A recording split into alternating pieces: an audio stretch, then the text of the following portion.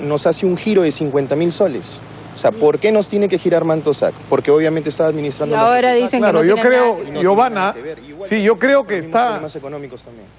Yo creo que está Sí, muy Nicolás. claro, Giovanna. Yo te agradezco mucho por esta comunicación y resulta sinceramente indignante. Muchas gracias a todos por estar ahí y por contarnos su historia, que es el drama de estos emprendedores peruanos, quienes han sido víctimas, como hemos visto, de algo que no debería ocurrir. Y tal vez la respuesta de por qué pasan estas cosas en el Perú la tenga nuestro invitado que está acá sentado con nosotros. Él se llama Julio Guzmán. Bienvenido, Julio. Muchísimas gracias. Ustedes lo están viendo, no saben quién es él. Creo que es la primera vez que aparece en televisión en esta nueva fase de su vida. Pero el señor Julio Guzmán pretende ser candidato a la presidencia. ¿Cómo me enteré yo? Por Gastón Acurio, que lo puso en las redes sociales. Dijo, ya no me fastidien más. El candidato no soy yo, busquen a Julio Guzmán. Y eso es lo que hicimos. Y hasta el día de hoy, Julio Guzmán no se ha animado a salir en televisión. Bienvenido una vez más. Muchísimas gracias, Nicolás. ¿Por qué Julio Guzmán decide meterse en política? Nicolás, porque el precio que pagamos los peruanos por no meternos en política es ser gobernados por los peores hombres. Y la verdad es que me cansé. Me cansé de estar tantos años y tanto tiempo quejándome de lo que se debería de hacer en el Perú. Y llega un momento en que uno tiene que tomar una decisión, de cruzar la línea y comenzar a hacer cosas. Los peruanos nos merecemos muchísimo más. Los peruanos hemos sido grandes la mayor cantidad de nuestro tiempo y estamos destinados a volver a hacerlo.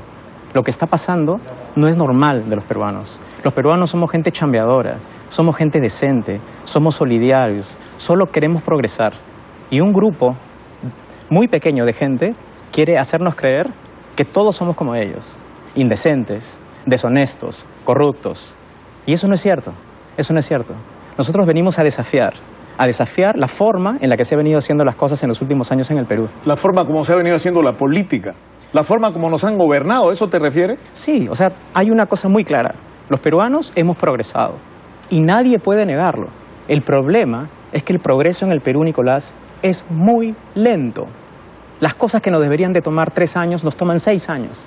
Los proyectos que nos deberían de tomar 5 nos toman 20 años. Que nos pongan agua potable nos demora 15 años. Hacer un trámite en una semana nos demora 8 meses. Todo en el Perú es lento.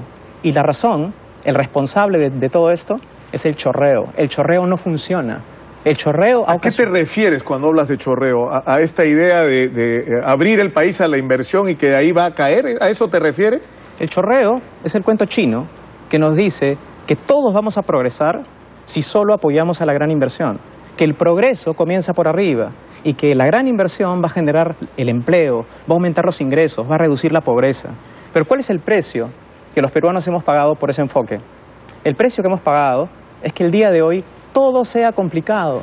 Vivir en el Perú es recontra difícil desde que te levantas hasta que te acuestas. Y también la sensación de abuso, que todo es un abuso. El precio que hemos pagado por obsesionarnos con la gran inversión es que desprotejamos el medio ambiente, que revisen autoritariamente nuestras condiciones laborales, que los lobbies, Nicolás, proliferen por todos lados y que para mucha gente sea normal.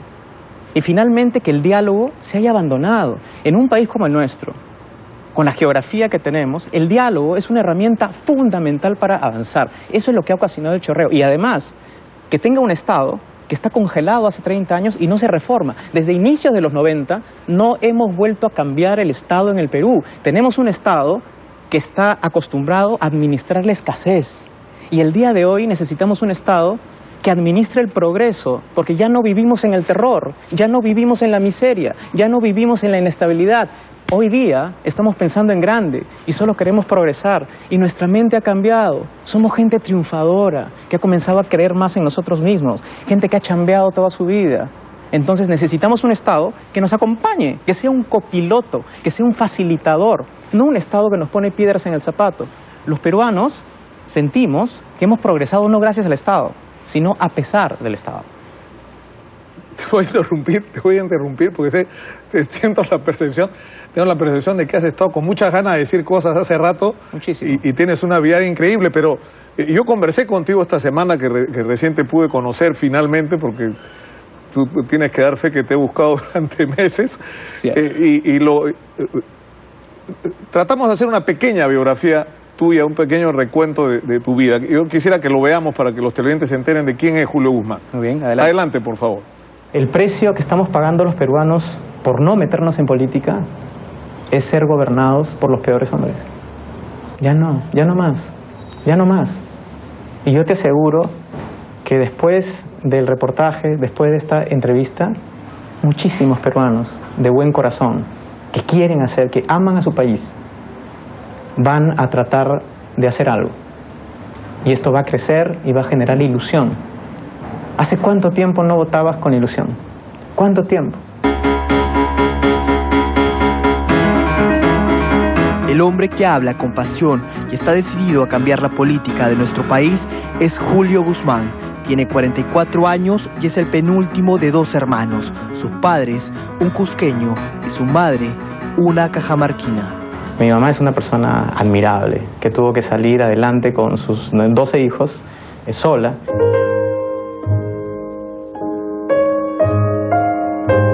Esta foto es especial para él. Julio tenía apenas 1 año de nacido y posaba junto a la regla preferida de papá, don Julio Ricardo, que era arquitecto y el único sustento de su familia. Y digo era porque a los 14 años el padre de Julio fallece producto de un paro cardíaco. A partir de esa fecha, su vida y la de su familia, de clase media, tuvo un giro de 180 grados. Personalmente yo comencé a trabajar a los 15 años y todos mis hermanos también tuvieron que hacer algo, pero mi mamá se recurseaba, trataba de salir adelante, haciendo tortas, haciendo comida, vendiendo, digamos, todo lo que se podía. Y mi mamá comenzó a salir adelante con una energía y una pasión impresionante. En verdad yo lo miro desde ahora hacia el pasado y me quedo muy emocionado y muy sorprendido. Mi mamá me enseñó que con poco, Nicolás, no se hace mucho, sino se hace todo. En su colegio fue el primero de su clase y a los 18 se propuso estudiar economía en una de las más caras universidades de Lima. Dinero no había en casa, pero sí las ganas de ir por sus sueños. Terminé con beca en el colegio y cuando salgo digo, bueno, quiero postular a una de las mejores universidades en el Perú, y la gente literalmente se reía. Se reía y no creía. Pero yo sí, siempre creí en lo que yo podía hacer. Ingresé a la Católica y no tenía un peso y tuve que pagarme enteramente la universidad con mi propio trabajo.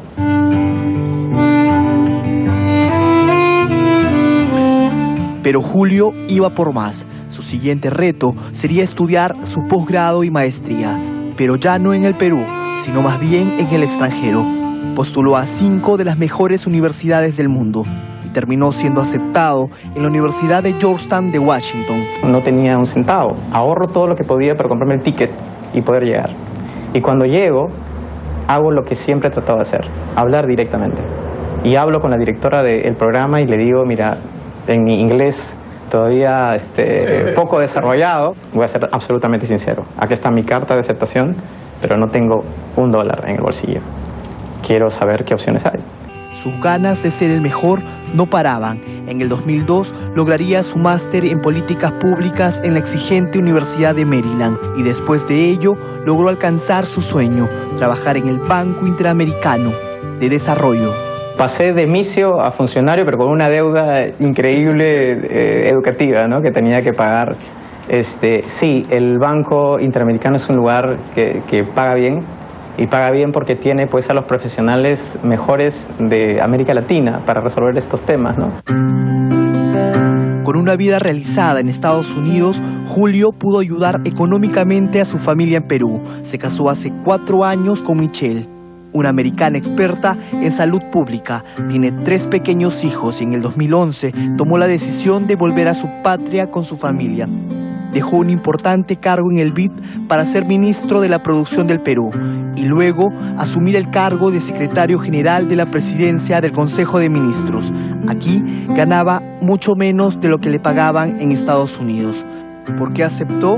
Julio se cansó de quejarse y quiso hacer algo por mejorar su país. ¿Qué pasó? ¿En qué momento tú dijiste, yo puedo ser candidato a la presidencia, yo puedo cambiar esto? Cuando entré en el gobierno, yo tenía 15 años formándome para esto en políticas públicas, fui asesor en el Banco Interamericano de Desarrollo en varios países, estuve en 20 países, de ahí fui viceministro y cuando entré al Estado me di cuenta, Nicolás, que las cosas no ocurren, no por el conocimiento o no por la falta de plata, sino porque no hay voluntad política. Y fundamentalmente tres cosas, que es ambición. Tú tienes que tener ambición. Una persona que no cree en sí misma no llega a ningún lado. ¿Te refieres al presidente, a las características que debería tener un presidente? Me refiero a los que gobiernan en general, porque este es un equipo, pero este es un sistema presidencialista. Y el presidente de la República tiene poderes constitucionales muy grandes.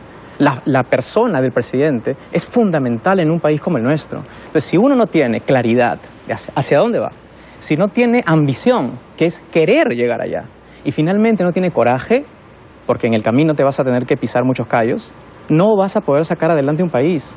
No es por plata, no es por conocimiento solamente, no, por otras cosas.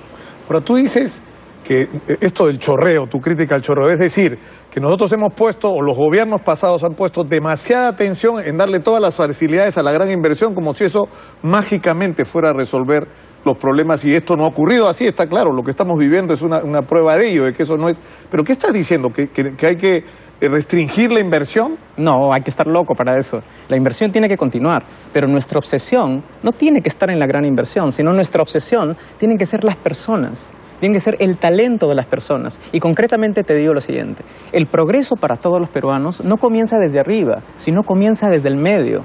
Hay que meter todas nuestras balas en las clases medias emergentes. El futuro del Perú está en un Estado que se obsesione con las clases medias emergentes. El 70% de los peruanos se autocalifican como clases emergentes, que son frágiles y vulnerables. Tres datos, Nicolás. El 25% de las clases medias no tienen agua potable.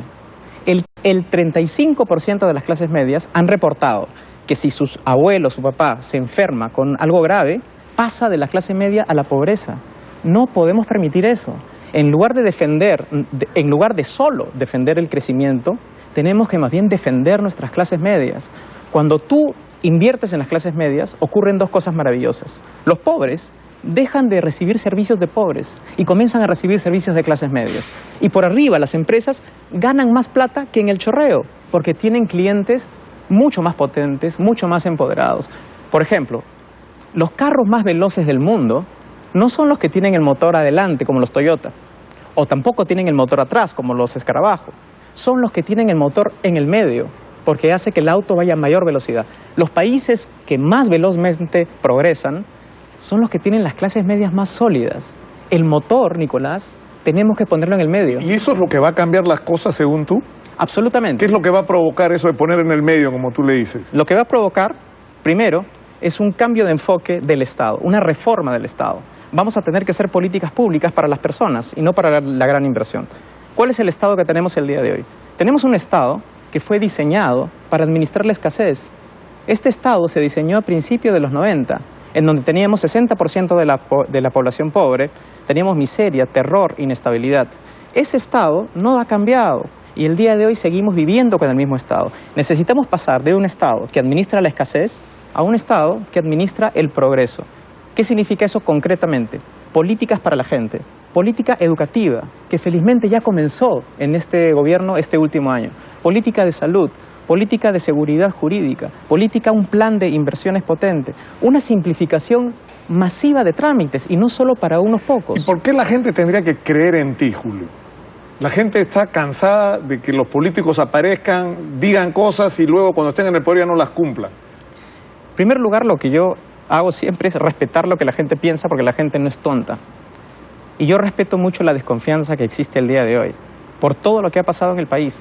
Yo soy una de esas personas que está harta de lo que está pasando. Y la gente que está viniendo conmigo, porque esto ya no es un proyecto personal, es ahora, el día de hoy, luego de 1 año y 6 meses de campaña, esto es una plataforma nacional. Tienen 20 comités, tienen reunidas 350 técnicos de los 500 que tú dices que se necesitan para hacer gobierno. Sí, tenemos más que eso. A ver, tenemos primero comités en 15 regiones ya constituidas. Yo he viajado en los últimos 6 meses a 26 veces a todos estos lugares. Tenemos comités en 20 provincias, pero también tenemos un proyecto súper interesante. Tú necesitas como mínimo 500 altos funcionarios de gobierno para poder sentir que haces las grandes reformas. Eso lo sabe cualquier persona que estaba en el Estado. Nosotros no vamos a esperar a llegar hasta julio del 16 a comenzar a convocar a la gente, como lo hicieron conmigo. Estamos diseñando un programa que se llama la Liga de los 500, así como los 300 espartanos. El día de hoy, Nicolás, tenemos 380 personas identificadas. 40% son mujeres, 60 hombres, 15% vienen del extranjero. Julio, tenemos que terminar. Yo quisiera que terminemos diciéndole algo a la gente, a ver si la convences de que cree en ti y te siga. Sí, nunca tenemos que perder la esperanza. Nunca. Y la forma de no perderla es recordar quiénes hemos sido. Si recordamos nuestra historia y recordamos lo que hemos hecho los peruanos con nuestra chamba, no por el Estado, sino a pesar del Estado, nos va a hacer sentir que nunca tenemos que perder la ilusión. Yo quiero decirles que yo quiero devolver al peruano la ilusión de votar por una opción de verdad y no tener que volver a votar por el mal menor, Nicolás. No, nunca más. Yo te agradezco mucho por estar con nosotros, Julio. Tu partido es... ¿Todos por el Perú? Todos por el Perú. El Partido Morado. Esa es tu opción.